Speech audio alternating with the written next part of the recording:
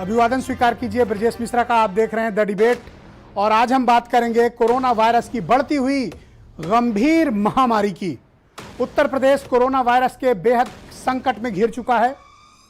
यहां corona virus का संक्रमण इतनी तेजी से विस्तार रूप धारण कर रहा है कि अब यह शहरों से निकलकर गांव, ग्रामीण और खलिहान तक पहुंच चुका है।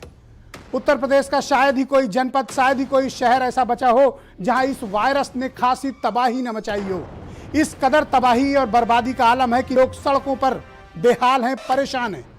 विशेष तौर पर लखनऊ, कानपुर, प्रयागराज और वाराणसी में स्थितियां बेहद खराब हो चुकी हैं। इतनी खराब कि लोग अस्पताल के बाहर मर रहे हैं। कोविड कमांड सेंटर के बाहर सीएमओ की स्लिप न मिलने के कारण वो भर्ती नहीं हो पा रहे हैं, वहीं पर मर रहे हैं। आज तमाम डेथ सिर्फ इसलिए रिपोर्ट हुई क्योंकि उनको ऑक्सीजन नहीं मिला। आप सोचिए कि सिर्फ ऑक्सीजन की किल्लत के चलते तमाम लोगों को दम तोड़ना पड़ा, उनकी मृत्यु हुई, उनकी मौत हो गई और बेहद दर्दनाक तरीके से लोग मारे जा रहे हैं। और यह सब कुछ हमारी और आपकी आंख के सामने हो रहा है। सरकार की नाक के नीचे हो रहा है और सरकार देख रही है। अपने ही नागरिकों को बचा पाने में सरकार विफल हर क्षण दिखाई दे रही है। प्रदेश में इस तरह का माहौल शायद ही पहले कभी किसी ने देखा हो, जब एक अदद बेड और ऑक्सीजन के लिए हमारे ही प्रदेश के नागरिक, हमारी माताएं बहनें, हमारे भाई बहन तड़प रहे हों। तड़प तड़प कर मरते हुए लोगों को हम देखने को मजबूर हैं। राजधानी लखनऊ से लेकर वाराणसी तक, बांदा से लेकर बहराइच तक और गाजियाबाद से लेकर गोरखपुर तक हर तरफ हाहाकार है। सरकारी आंकड़े कुछ भी कह रहे हों, लेकिन स्थितियां बहनों भाइयों बेहद खराब हैं। हालात बहुत ही विकराल हैं। ऐसा प्रतीत होता है कि सरकार का स्वास्थ्य तंत्र ढह चुका है, ध्वस्त है। टेस्टिंग को लेकर लाइन है, अस्पताल में लाइन है और शमशान घाट में भी लाइन है। गाजियाबाद का कल का हमने आपको दृश्य दिखाया, लखनऊ का दृश्य दिखाया। शमशान घाट पर लाशों की कतार लगी हुई है। मरने वालों की संख्या इतनी है कि हम आप कल्पना भी नहीं कर सकते हैं। सरकारी डेटा भले ही कोई और कहानी कह रहा हो, हकीकत इससे कोसों दूर है। सरकार विफल रही है अपने लोगों को इलाज मुहैया करा पाने में। राजधानी लखनऊ में किसी को एक बेड दिला पाना इस वक्त सबसे मुश्किल काम है। और कुछ आप मांगेंगे शायद मिल जाएगा, लेकिन राजधानी लखनऊ में इस वक्त इलाज के लिए ना तो कोई डॉक्टर तैयार है, ना अस्पताल है, ना बेड बचे हैं। लोग सड़कों पर पड़े हुए हैं, अस्पताल के बाहर लाइनें लगी हुई हैं। बिना ऑक्सीजन के लोग मर रहे हैं। आईसीयू बेड की तो बात ही मत पूछिए। सामान्य ऑक्सीजन लोगों को नसीब नहीं है। ये हालात इस कदर खराब हो चुके हैं। सरकार ने दावा किया था कि हम 2000 आईसीयू बेड लगाएंगे एक हफ्ते पहले, और कहा था उसके 48 घंटे बाद 2000 और आईसीयू वेंटिलेटर युक्त बेड देंगे। आज तक वो आईसीयू वेंटिलेटर बेड्स का आता पता नहीं है। किंग जॉर्ज मेडिकल यूनिवर्सिटी के अधिग्रहण की घोषणा हुई थी, आज तक उस हॉस्पिटल को चालू नहीं किया जा सका है। सिर्फ एक वार्ड वहां पर चल रहा है, Covid ward. Balrampur hospital Lucknow का यही हाल है। प्रयागराज में स्वरूप रानी मेडिकल कॉलेज के अलावा कोई ऐसी जगह नहीं जहां इंतजामात हों। वाराणसी में भी एक वायरस भयानक तरीके से फैला है और वहां लोग ऑक्सीजन के लिए तड़प रहे हैं। वाराणसी में, काशी में दवाएं मिल नहीं रही हैं। टैमीफ्लू जैसी सामान्य दवाएं गायब है मार्केट से। रेमडेसिविर पाना तो अमृत की बूंद पाने समान है। इसी उत्तर प्रदेश में खुलेआम ये इंजेक्शन 40,000 50,000 प्रति इंजेक्शन की दर पर बेचा जा रहा है। लोग खरीदने को मजबूर हैं। अपने गहने गिरवी रखकर, घर बेचकर लोग ये इंजेक्शन खरीद रहे हैं, जिसकी ब्लैक मार्केटिंग हो रही है। पूरी सरकार ऐसा लगता है असहाय बैठी हुई है। लोग मरने को मजबूर हैं, उनको सहायता उपलब्ध नहीं है। सरकार के पास तमाम संसाधन और विकल्प होने के बावजूद उस दृढ़ इच्छा शक्ति की कमी दिखती है जो अपने नागरिकों को बचाने के लिए होना चाहिए। एक लोकतांत्रिक डेमोक्रेटिक चुनी हुई सरकार का यह प्राथमिक दायित्व है कि वो अपने नागरिकों की रक्षा करें, जन स्वास्थ्य की रक्षा करें, किसी भी कीमत पर करें। इसी बात की आप शपथ लेकर आते हैं। लेकिन आज मेरे प्रदेश के नागरिक तड़प तड़प कर मरने को मजबूर हैं। तिल तिल कर मरने को मजबूर हैं। टेस्टिंग की बात भूल जाइए बहनों भाइयों, लोग बिना टेस्टिंग के मर रहे हैं। ऑक्सीजन लेवल इस कदर डाउन है कि एक सांस मिल जाए, हर आती हुई एक सांस जीवन की उम्मीद जगाती है।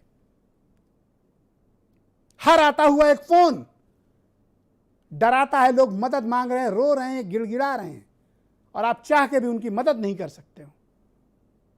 ऐसे हालात मैंने तो नहीं देखे। सरकारी बयानों में all is well, everything is fine, but ground के हालात क्या हैं? लोग मर रहे हैं, गिड़गिड़ा रहे हैं, और आप क्या कर रहे हैं? इंस्पेक्टर राज चला रहे हैं। उत्तर प्रदेश में कोई भी कोविड मरीज सीधे अस्पताल में भर्ती नहीं हो सकता, उसको सीएमओ की परमिशन चाहिए, जिसको रेफरल लेटर कहते हैं। कोई सीएमओ देता नहीं, वो अस्पताल भर्ती नहीं कर रहे हैं, जांच आप करते नहीं हैं। इस कदर अंधेरगर्दी मैंने तो जीवन में नहीं देखी थी। और आज तो इलाहाबाद हाईकोर्ट ने भी ये बात कह दी। इलाहाबाद हाईकोर्ट ने 15 पेज के आज अभी शाम को आए आदेश में उत्तर प्रदेश सरकार को जमकर लताड़ा है और कहा कि आप कोरोना वायरस की दूसरी वेव के लिए बिल्कुल तैयार नहीं थे। लोग सड़कों पे मर रहे हैं, उनका टेस्ट नहीं हो रहा है, वीवीआईपी के लिए अलग इंतजाम। आम आदमी 3-3, 4-4 दिन उसकी टेस्ट रिपोर्ट नहीं दे रहे हैं, आप उसका टेस्ट नहीं हो रहा है। लोगों के पास दवाएं नहीं मिल रही हैं, हाईकोर्ट कह रहा है। स्पष्ट शब्दों में कोर्ट ने कहा कि 5 शहरों में लॉकडाउन करो और जन स्वास्थ्य से बड़ी कोई गारंटी, कोई चीज नहीं हो सकती डेमोक्रेसी में। लेकिन उत्तर प्रदेश सरकार ने हाईकोर्ट को मना कर दिया है। बयान जारी किया है यूपी सरकार ने कि हम लॉकडाउन नहीं लगाएंगे। ये जिद क्यों? आप लॉकडाउन नहीं लगाना चाहते हैं, बिल्कुल मत लगाइए, लेकिन जनता जो मर रही है, इनको इलाज कौन देगा? इनको दवा कौन देगा? इनको इंजेक्शन कौन देगा? इनको अस्पताल में कौन भर्ती कराएगा? इनको ऑक्सीजन कौन देगा? इनको आईसीयू बेड कौन देगा? यह जिम्मेदारी किसकी है? जिस काम के लिए आप चुने गए हैं, उस काम को नैतिक तौर पर निभाना आपकी जिम्मेदारी है, संवैधानिक तौर पर निभाना आपकी जिम्मेदारी है। और आप क्या कर रहे हैं? आपके अपने ही लोग मर रहे हैं, आपकी आंख के सामने मर रहे हैं, तड़प तड़प कर मर रहे हैं, गिड़गिड़ा कर मर रहे हैं, एक अदद सांस के लिए, एक अदद ऑक्सीजन सिलेंडर के लिए मर रहे हैं। वो कौन सा ऐसा पत्थर दिल व्यक्ति होगा जो आज की डेट में उत्तर प्रदेश के भीतर मायूस, परेशान और द्रवित नहीं होगा? जो लोग उत्तर से प्रदेश से बाहर हैं, हो सकता है कि उन्हें अंदाजा ना हो कि यहां क्या चल रहा है। बहनों भाइयों, यहां हालात बहुत खराब हैं और खराब से भी खराब हैं। कोरोना ने पकड़ लिया तो जीवित रहोगे, इलाज नहीं मिलेगा, मर गए तो इज्जत से अंतिम संस्कार भी नहीं मिलेगा। यह हालात उत्तर प्रदेश के भीतर। और इलाहाबाद हाईकोर्ट का आज का 15 पेज का ऑब्जर्वेशन पढ़ लेना, क्या नहीं लिखा उन्होंने। सरकार के दावों की बखिया उधेड़ दी हाईकोर्ट ने। इसके बाद भी सरकार जिद पर अड़ी है कि हम हाईकोर्ट का आदेश नहीं मानेंगे। मत मानिए, आपकी हुकूमत है, जैसा मर्जी चाहे करें, लेकिन यह भी तो देखिए कि जो लोग मर रहे हैं वो आपके अपने लोग हैं, वो हमारे इस प्यारे देश के नागरिक हैं, हमारे भाई बहन हैं। किसी का माँ है, किसी का बेटा है, किसी का भाई है, किसी का दोस्त है, किसी का रिश्तेदार है। हम अपनों को खो रहे हैं। ये कोई कीड़े मकोड़े नहीं मर रहे हैं, हमारे अपने लोग मर रहे हैं, हमारे अपने लोग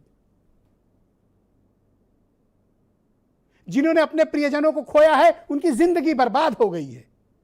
आप उस दुख की कल्पना नहीं कर सकते हैं। रोंगटे खड़े हो जाएंगे जब आपको पता चलेगा कि उत्तर भारत के सबसे बड़े डॉक्टर, प्रयागराज के डॉक्टर जेके मिश्रा, उसी स्वरूप रानी अस्पताल में बिना इलाज के तड़प तड़प कर मर गए, जिस मेडिकल कॉलेज को उन्होंने खड़ा किया था। डॉक्टर जेके मिश्रा के पढ़ाए बड़े बड़े डॉक्टर आज बड़े हॉस्पिटलों के मालिक हैं या नामचीन डॉक्टर हैं। इलाहाबाद का बच्चा बच्चा जानता है डॉक्टर जेके मिश्रा को। बिना इलाज के वो मिश्रा जी मर गए। उनकी पत्नी डॉक्टर रमा श्रीवास्तव, वो भी उतनी रमा मिश्रा, वो भी उतनी ही नामचीन डॉक्टर हैं। आज वो जीवन के लिए संघर्ष कर रही हैं। कौन नहीं जानता डॉक्टर जेके मिश्रा को? क्या हुआ उनके साथ?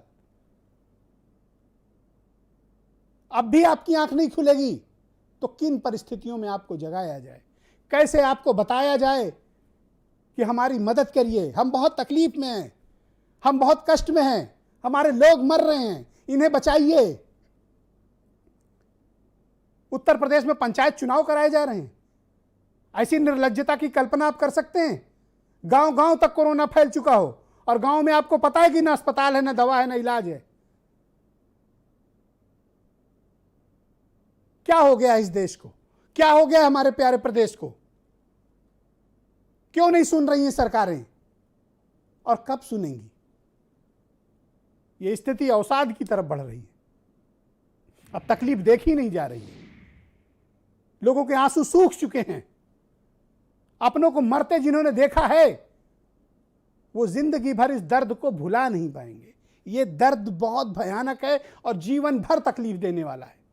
इस दर्द की कोई इंतहा नहीं है बहनों भाइयों, भयानक दर्द है। और ये तकलीफ सदियों तक याद रखी जाएगी कि हमने अपनी आंख के सामने अपने लोगों को मरते तड़पते ऑक्सीजन के लिए गिड़गिड़ाते देखा है।